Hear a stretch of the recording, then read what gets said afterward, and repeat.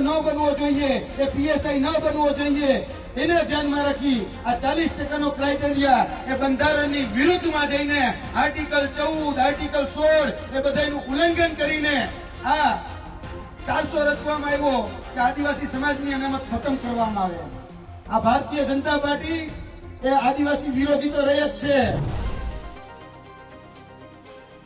આપ નેતા યુવરાજસિંહ જાડેજાનો ભાજપ પર મોટો પ્રહાર. અનામત ખત્મ કરવા ભાજપ કારસો રચતી હોવાનો આરોપ. સ્પર્ધાત્મક પરીક્ષામાં 40 માર્ક ફરજિયાત એક બેરિયર છે. ભારતીય જનતા પાર્ટી બંધારણના વિરોધમાં જઈને કારસો રચતી હોવાનો આરોપ.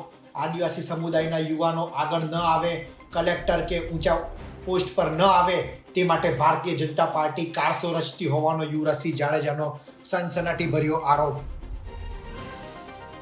છેવાડાના વિસ્તારનો વ્યક્તિ, આદિવાસી સમાજનો વ્યક્તિ આગળ ન વધે એના માટે આ અનામત ખતમ કરવાનો કારસો એ ભારતીય જનતા પાર્ટીએ રચ્યો છે. અને આ ભારતીય જનતા પાર્ટીએ કહી શકાય કે આ જે સ્પર્ધાત્મક પરીક્ષાઓ છે એ સ્પર્ધાત્મક પરીક્ષાઓની અંદર 40% માર્ક લાવવા ફરજિયાત કરી દીધા છે. આ 40% માર્ક ફરજિયાત એટલે એક બેરિયર કે ભાઈ આદિવાસી સમાજનો બાળક એ ભણી ગણીને આગળ ન વધવો જોઈએ, એ કલેક્ટર ન બનવો જોઈએ, એ કોન્સ્ટેબલ ન બનવો જોઈએ, એ પીએસઆઈ ન બનવો જોઈએ, એને ધ્યાનમાં રાખી આ 40% ક્રાઇટેરિયા એ બંધારણની વિરુદ્ધમાં જઈને આર્ટિકલ 14, આર્ટિકલ 16 એ બધાનું ઉલ્લંઘન કરીને આ કારસો રચવામાં આવ્યો કે આદિવાસી સમાજની અનામત ખતમ કરવામાં આવે. આ ભારતીય જનતા પાર્ટી એ આદિવાસી વિરોધી તો રહી જ છે. તેની સાથે સાથે આ ભારતીય જનતા પાર્ટી એ અનામત વિરોધી પણ રહી છે. કારણ કે વર્તમાનમાં જે કાયદો ઘડવામાં આવ્યો છે એમાં આપણા જ બાળકો, આપણા જ બાલુડાઓ એ હવે સ્પર્ધાત્મક પરીક્ષામાં જયારે પરીક્ષાઓ આપે ત્યારે એને ફરજિયાત 40% લાવવાના. આ નસવાડીના બાળકો, નસવાડીના યુવાનો, આ છોટાઉદેપુરના યુવાનો એ બધા જ ભેગા મળી અને રજૂઆત કરવા માટે ગયા. ક્યાં ખબર છે?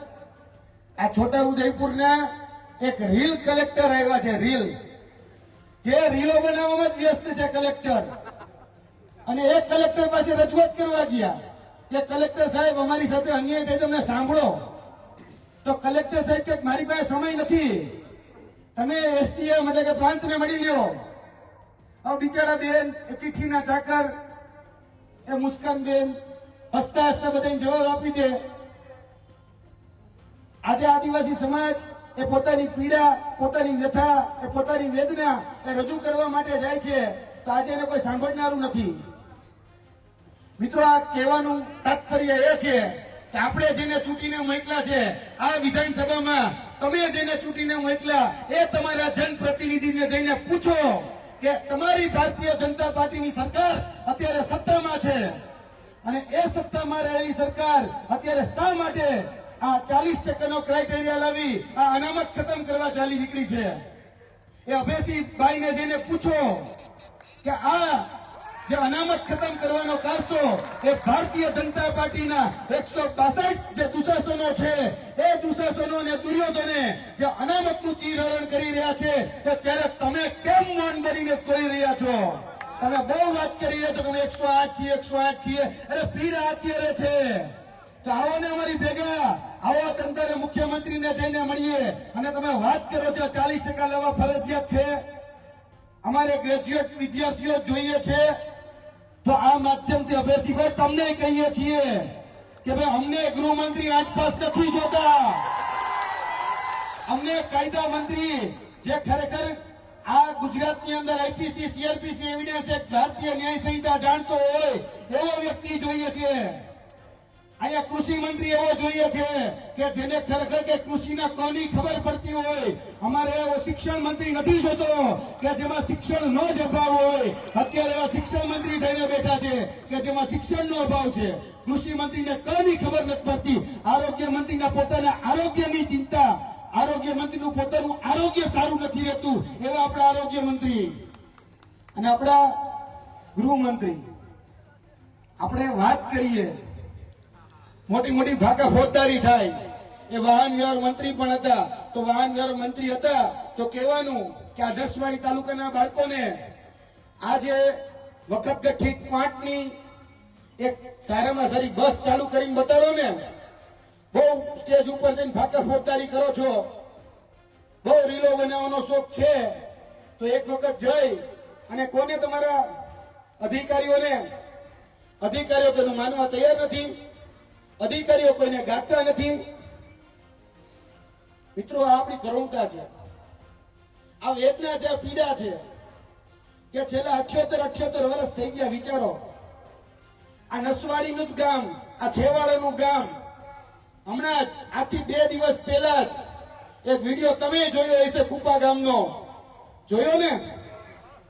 બાજુનું જ ગામ ને, છેવાડાના ડુંગરનું ગામ.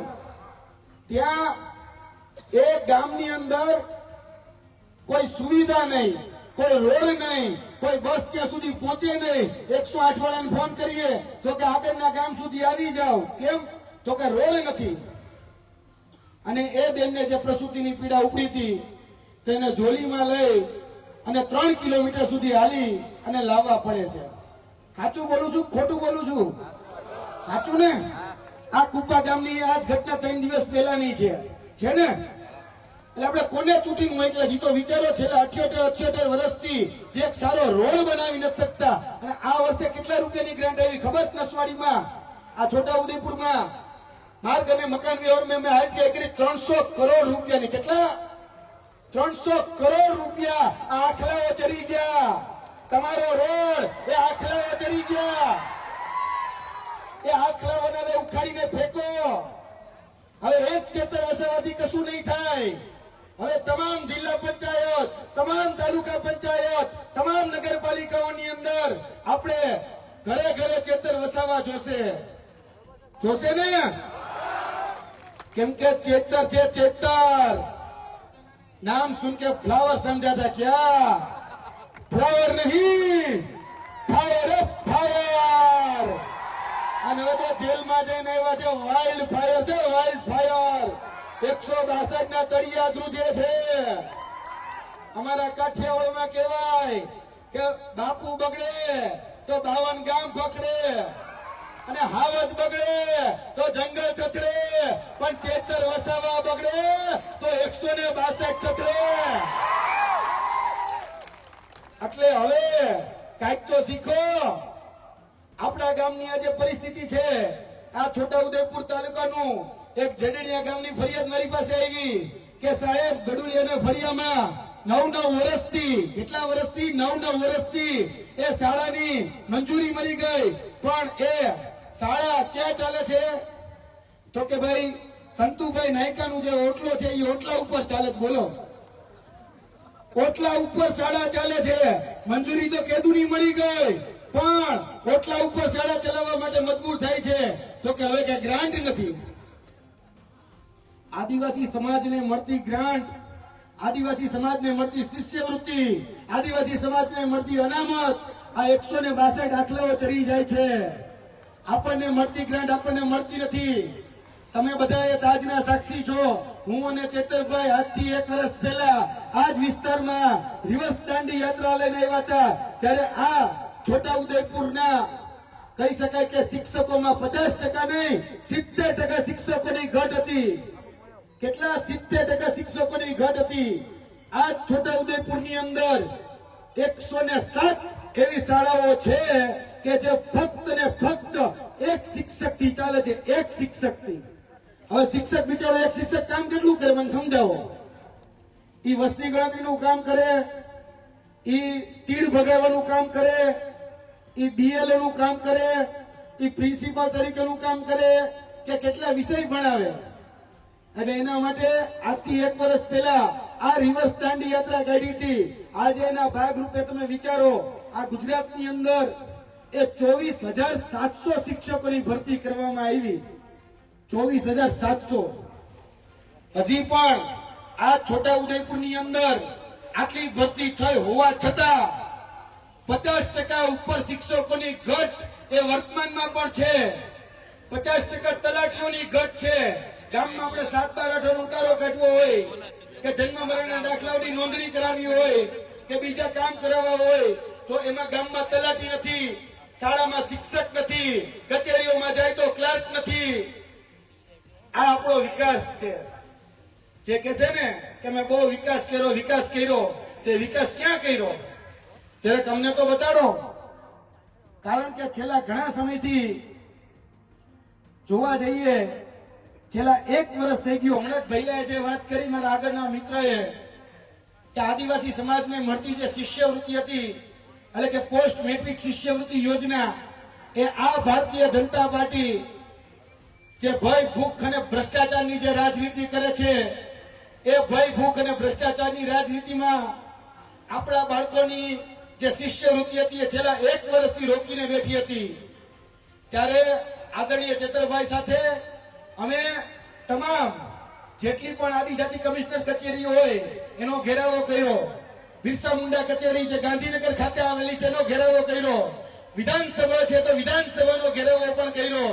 ત્યારે એ કહેતા મને રાજીપો છે કે 460 કરોડ રૂપિયા એ આદિવાસી સમાજની જે શિષ્યવૃત્તિ હતી, એ 460 કરોડ રૂપિયાની શિષ્યવૃત્તિ આ સરકારે આપવી પડી. એના માટે તાળીઓ થઈ ગઈ. આપણે એને મજબૂર કરી ગયા.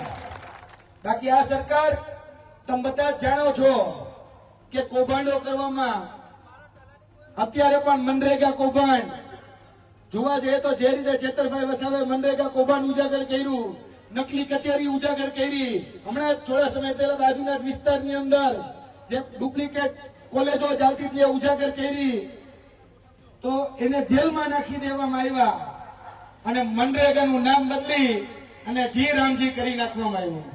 ખ્યાલ છે ને? એટલે નામ બદલવામાં આ સરકાર હંમેશા માહિર રહી છે. મનરેગાના કૌભાંડ એને દબાવવા છે, પણ દબાતા નથી. મિત્રો, આપણે બધાએ હવે જાગૃત થવાની જરૂર છે. આપણે બધાએ હવે લડવાની જરૂર છે. આપણે બધાએ ભેગા થઈ આ જે ભય ભૂખ અને ભ્રષ્ટાચારની જે રાજનીતિ કરે છે એની સામે હવે જનતા રેડ કરવાની જરૂર છે. હમણાં થોડા દિવસ પહેલા આ જ સંખેડાની ભૂમિ ઉપર મને યાદ છે કે આપણા સંખેડા તાલુકાનું દામોલી ગામ, અને એ દામોલી ગામની અંદર જે ખનન માફિયાઓ હતા, જે રેતી માફિયાઓ હતા, એ રેતી માફિયાઓ એ રેતી ચોરતા હતા. આજથી 4-5 દિવસ પહેલાની જ ઘટના. અને એ રેતી ચોરતા હતા ત્યારે તો ત્યાંના જાગૃત નાગરિકોએ ભેગા થઈ પહેલા તો અધિકારીને 10-15 ફોન કર્યા. અધિકારીને કીધું કે તમે આવો અને આ બધાને રોકો, પણ અધિકારી રોકે નહીં. કેમ? કારણ કે એની ભાગ કટાઈ હોય. એ રેતી માફિયા અને અધિકારીઓ બે મિલી ભગતથી ખાતા હોય, એટલે તો આવે તો નહીં. તો એ લોકોએ વિડીયો બનાવી અને જે પરિસ્થિતિ હતી એ પરિસ્થિતિને લાઈવ કરી અને જે લોકો આ નદીની અંદરથી એ રેતી ચોરતા હતા એને ઉજાગર કર્યા. તો આપણે નસવાડીમાં પણ તમે બધા સાક્ષી છો કે ઘણી બધી જગ્યાએ એ ખોટું થઈ રહ્યું છે. ઘણી બધી જગ્યાએ એ આપણા હકના જે પૈસા છે ખોટી રીતે વપરાઈ રહ્યા છે. તો આપણે બધાએ ભેગા થઈ હવે આને રોકવા પડશે. જ્યાં પણ તમને એવું લાગે ત્યાં સૌથી વધારે જે આપણું તાકાતવર સાધન છે મોબાઈલ, એનો સદુપયોગ કરો. અને આ મોબાઈલથી જ્યાં પણ તમને એવું લાગે કે ગેરરીતિ થાય છે, ભ્રષ્ટાચાર થાય છે, કૌભાંડ થાય છે, એને સીધું જ લાઈવ કરી દો. અને આપણા જે આગેવાનો છે રાધિકાબેન થી લઈને બધા જ લોકોને હવે એ વિડીયો મોકલી દો. એટલે આપણે બધાએ હવે જાગૃત થવાનો સમય એ આવી ગયો છે.